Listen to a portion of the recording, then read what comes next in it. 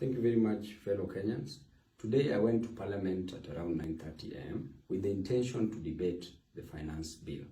At around 11 a.m., the Speaker made a ruling that the debate would take place today up to 9 p.m.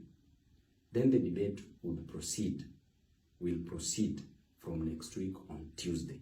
Thereafter, voting will take place.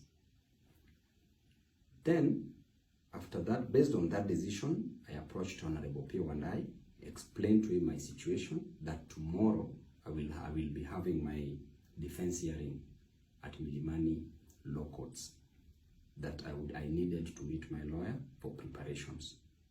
Then he okayed and I just left. And as we speak, I'm still with my lawyer. I'm still preparing for my case tomorrow at Milimani Law Courts. I realized while at my lawyer's office that actually the Speaker changed and made another ruling that voting was to take place today.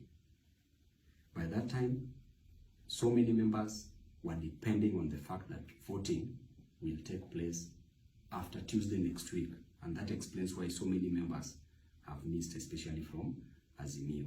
But I want to tell you that this bill, finance bill, is retrogressive. It is a bill that is punishing Kenyans. It is a bill that I can't support. It is a bill that even if Baba himself would have told me to support, I can never support it because of my loyalty to my people.